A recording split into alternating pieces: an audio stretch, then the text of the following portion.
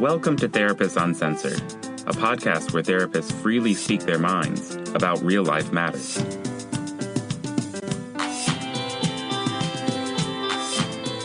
Welcome back to Therapists Uncensored. We are here together in the studio, Patty Alwell and Kelly Sue Marriott. And let's get to it. The three words, can we talk? Oh, it sends shivers down your spine. Yes. That the most threatening words in the English language. So we're going to talk about how to make those three words less threatening. So, but when somebody says, can we talk? And you're there and you're going to listen, recognize even what your body just did when I said that. And there's actually a paper on this. I want to say Stephen Mitchell, but I'm not positive, out of the Stone Center, wrote in particular about male relational dread, that men in particular, when their significant other come to them and have that, honey, we need to talk, that it's deer in the headlights, frozen. Eye roll. Right, oh my God. Right, now what? Right. Yes. Yeah. So he specifically articulated that, but certainly it's not gender bound. No, definitely not. I think we've all experienced it. And then how do you make it go well, right? Because if your body goes into dread and going, oh my God, how do you make it go well? And then let's just add in that whoever's saying this, you have also this long history with them that those words have not gone so well. They lead down some rabbit hole. Then you've already got a response where your body's not so ready to be open. Mm-hmm. So one of the things I want to talk about is how to connect those three words to something that actually becomes worthwhile. Like, okay, this is not bad. I can do this. And, actually I'm thinking about the can we talk, it seems like it's a V. It's like either I can also imagine it opening my heart and being like, of course we can talk, right? It almost depends on how it strikes you and the tone in which it's coming and who it is that's saying it. So there's that. Mm-hmm. But then there's the, we need to talk. I don't know. You know what I mean? Right. There's then that other category that this is actually what the category that you're talking about. It's the, can we talk? And that creates that relational dread, that doesn't open up your heart. And it's, I don't know. It doesn't come with vulnerability. So it's not turning on the vulnerability of the other person. It's not two people unfolding, but somebody's got something to say that I need to hear, and back of my brain goes, Well, and I also think the person who wants to talk probably comes with a nervous system that's either scared that their partner's not going to listen, yes, angry that what they have to say is really, a complaint. And so it's not just one nervous system going crazy. You've got neuroception happening. Yes, yeah. Exactly. Without a doubt. Yeah. Yeah, they may have waited a little too long to talk. Yes. So. And sometimes you do think you're open. The other thing is, somebody saying, "We talk, yeah, sure," and you think you're open, and you think you're doing this amazing job listening, and then all of a sudden your partner's face starts squinching up and feeling really frustrated and getting elevated. And actually, one of my I don't know if we've named this on the podcast, I think one of my most favorite YouTube videos is Nail in the Head. So if you've not seen this, stop now and go listen, because it is. And then this whole conversation will make much more sense to you. And we'll make sure we put it in the references below or resources below. So partly because our body, to just take 1 minute of neuro nerd, and then we're going to go actually to sports, which will be a lot more fun. But our body as listeners, we're really not trained evolutionary to be listeners.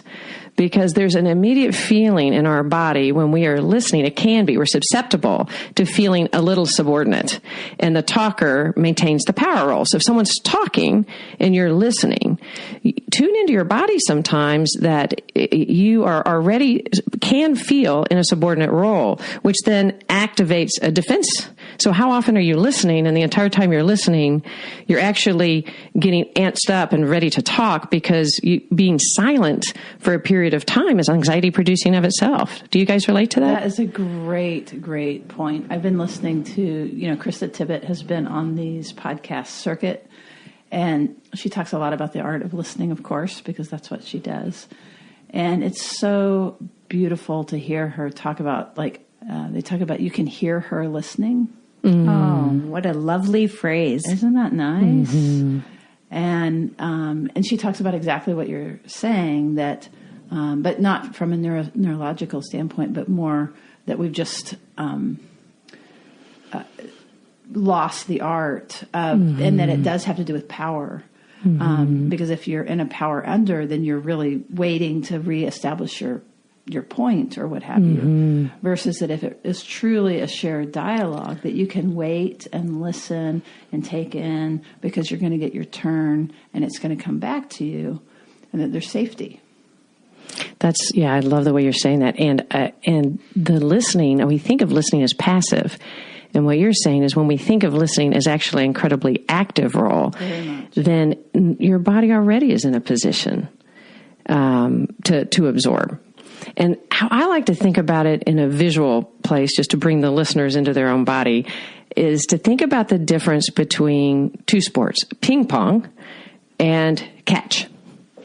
And if we think about ping pong, that's the state we're talking about, that we're often in when somebody says, can we talk?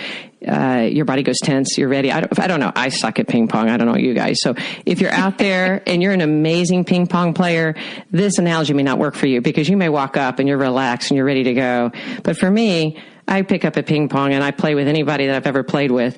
It's an anxiety producing, like your body's kind of tense. You feel your heart rate going up. And the important thing about ping pong is that you're in a constant reactive place. The minute the ball comes at you, you're ready to hit it back. Slam. So it comes, you hit, it comes, you hit. And you don't stop to reflect, not much on yourself. But there's a lot of conversations that go like that, isn't there? Yes. That's exactly the feeling as you hit it. It's a competition too. Yeah, you're right, Patty. It's like if you think about it in ping pong, one of the instincts you do is you start counting.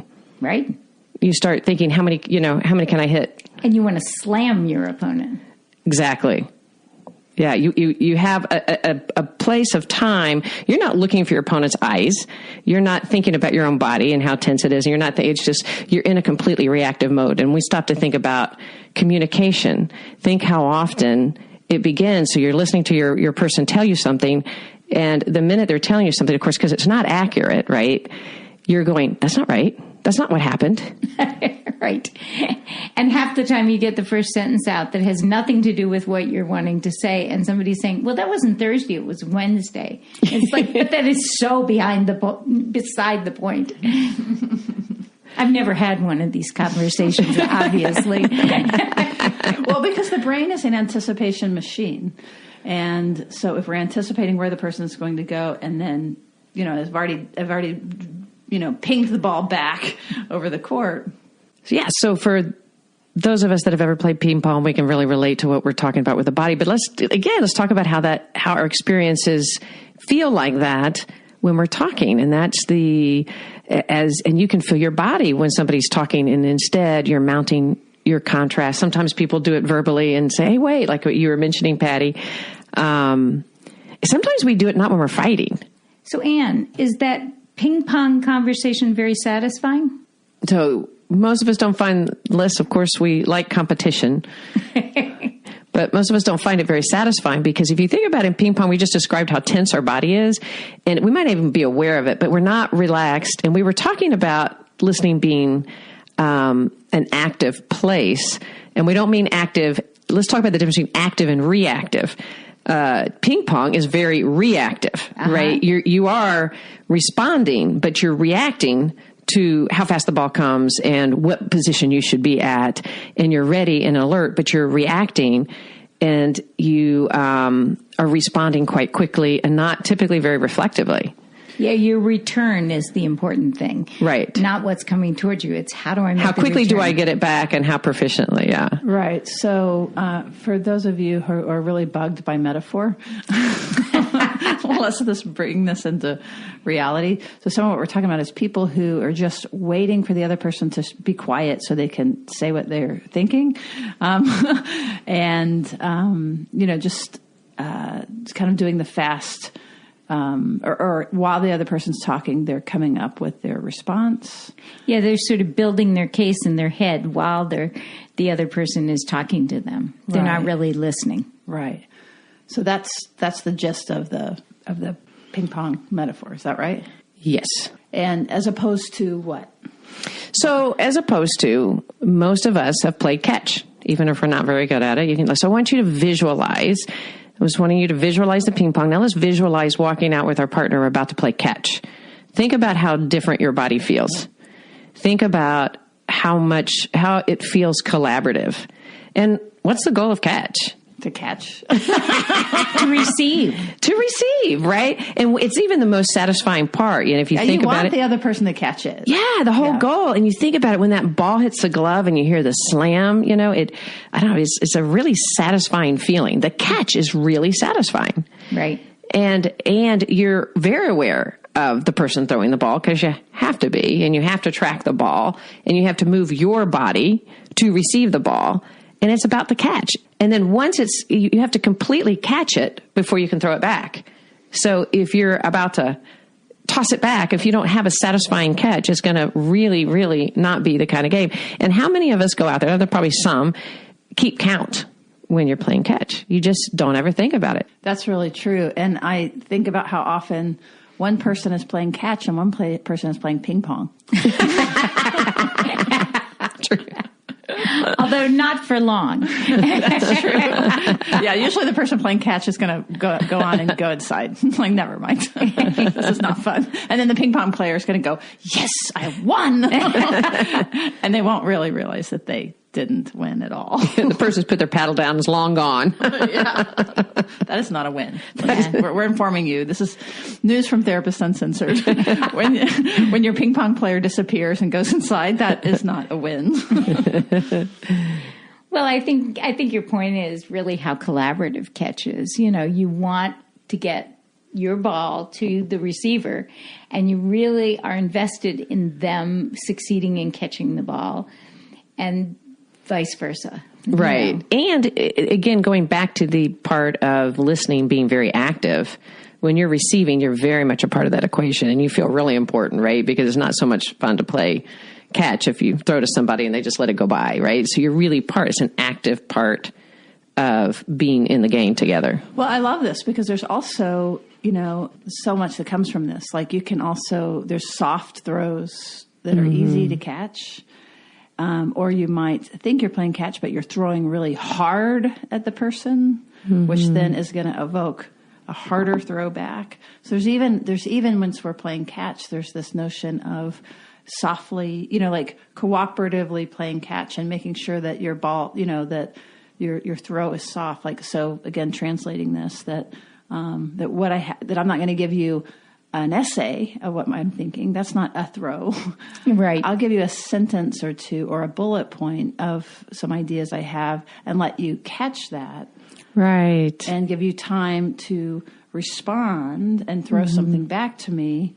And then I respond to what you threw back to me, not to my next bullet point. And then as we're ready, then I get to do my next bullet point if you're still playing catch with me, if that went well.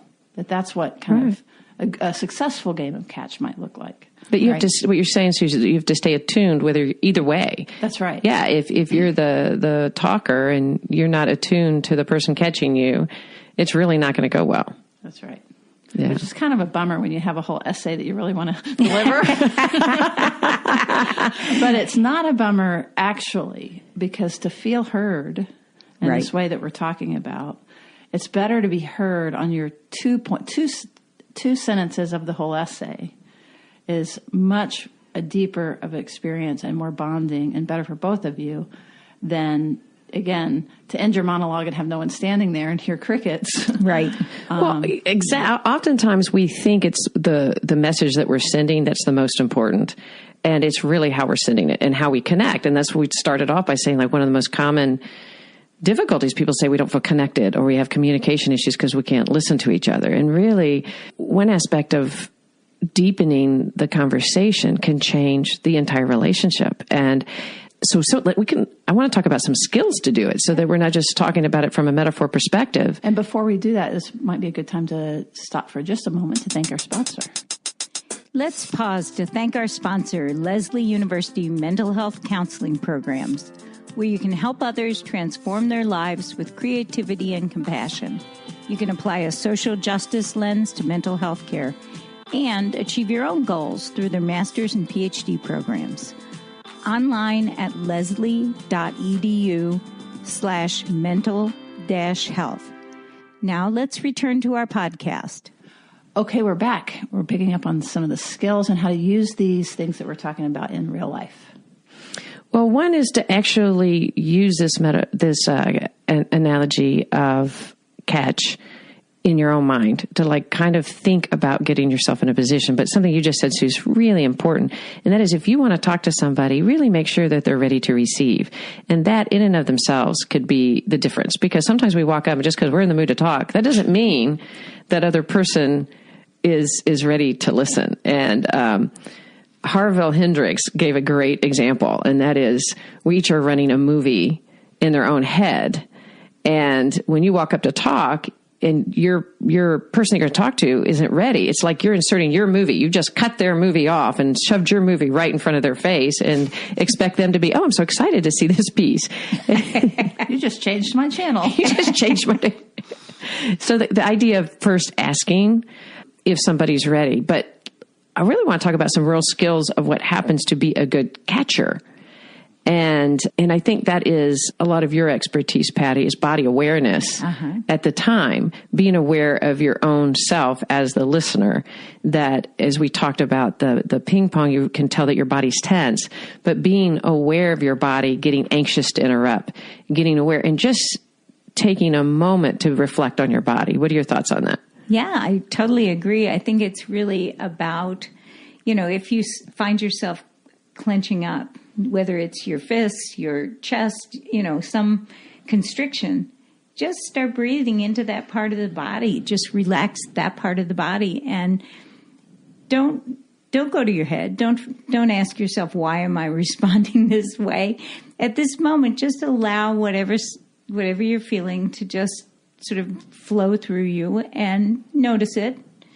But don't let it take you away from whoever you're talking to, unless the things you're hearing are threatening, in which case that's a totally different discussion. Well, and if they are, to develop an ability to go, whoa, I'm feeling a little overwhelmed, is one of the most important things to say. Can we slow down instead of ping-ponging back? So the way a ping-pong would be, you're wrong, that's not how it happened, or it would be a rush.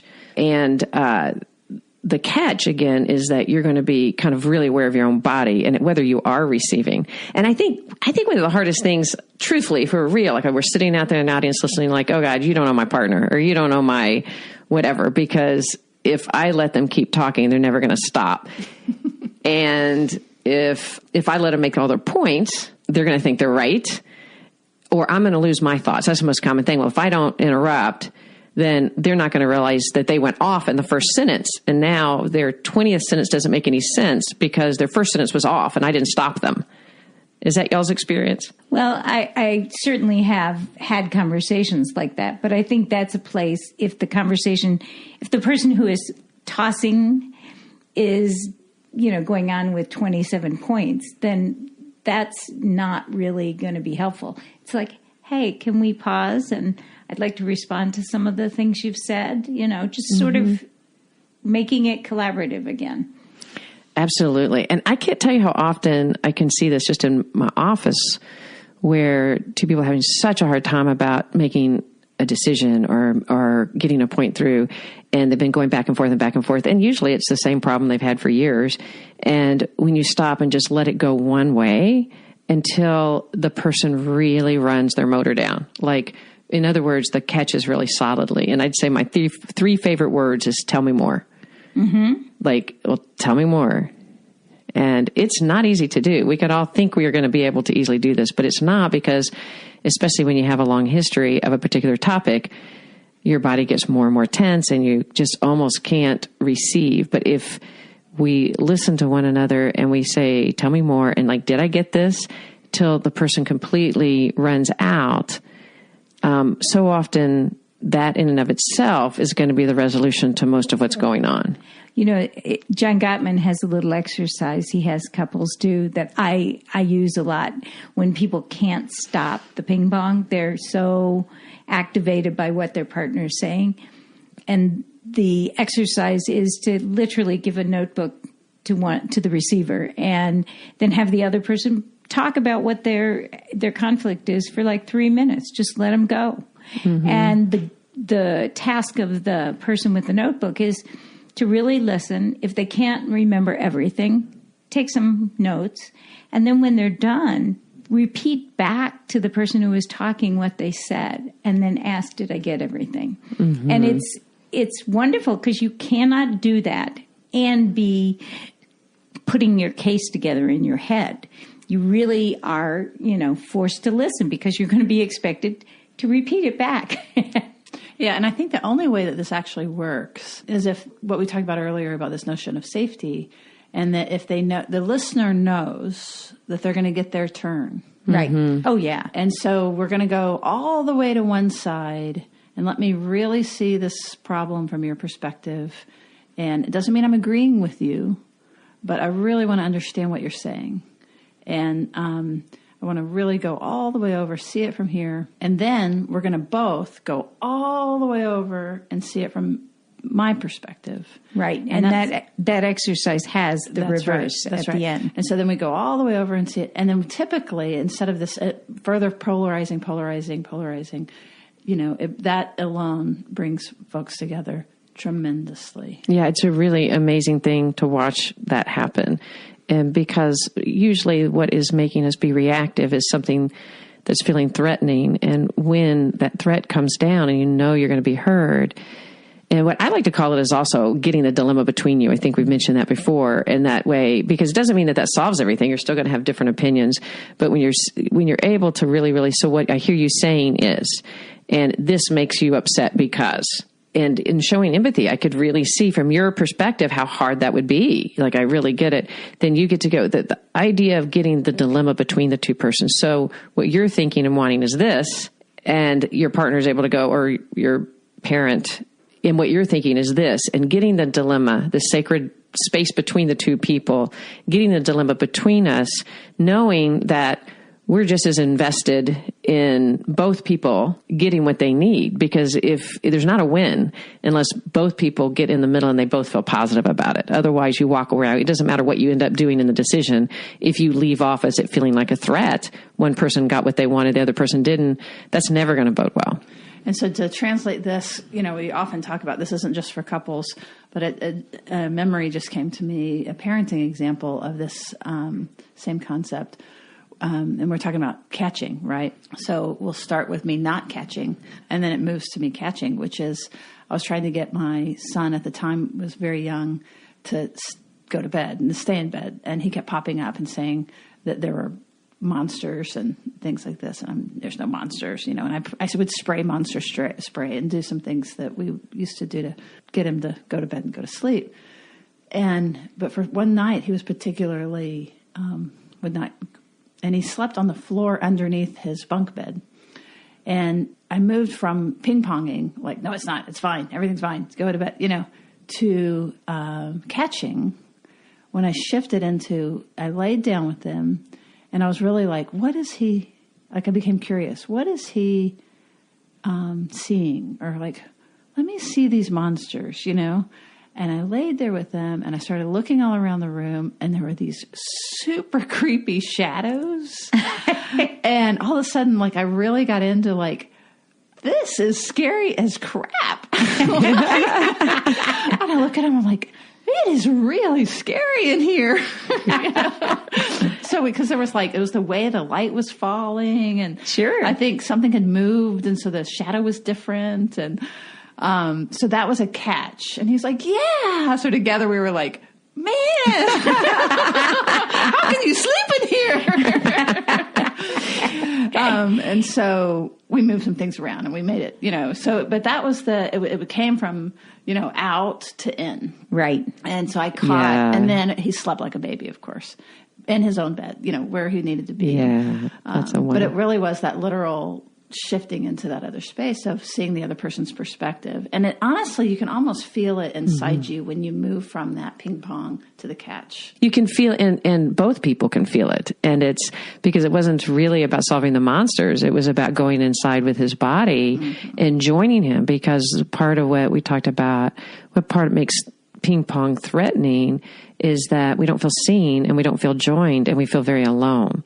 And so when we're playing ping pong with anybody, we feel alone, and that in and of itself just makes a disconnect. So when you just go, oh my God, it's so scary, his whole body goes, I'm not alone. Somebody gets me. And it's irrelevant about whether there's monsters or not. Obviously it's not completely irrelevant, but that joining, that catch. And that's one reason I love the analogy, because it's, if you've ever played it and the ball's hit hard in your glove, you just feel so satisfied. Thunk.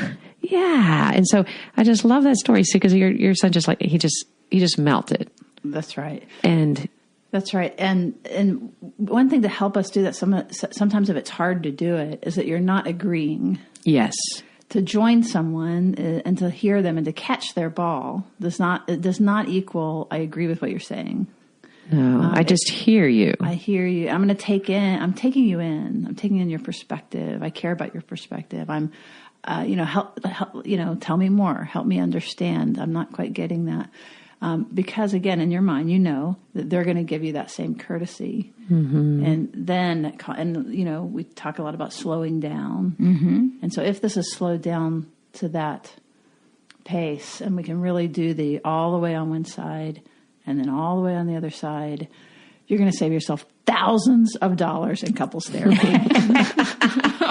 And there are so many things that are unresolvable, that it isn't really important who wins. It's important that you feel that it is collaborative and that you're heard, and not that you win every time. My one last thought is to take this out of... I have as many thoughts. This is really going to be the last.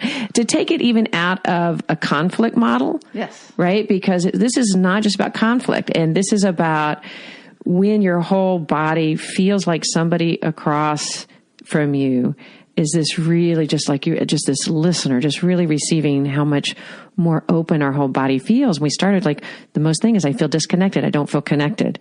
And so this even happens when you're sitting with somebody and let's say they're telling you a story, right? And they mention something and the first fact is wrong.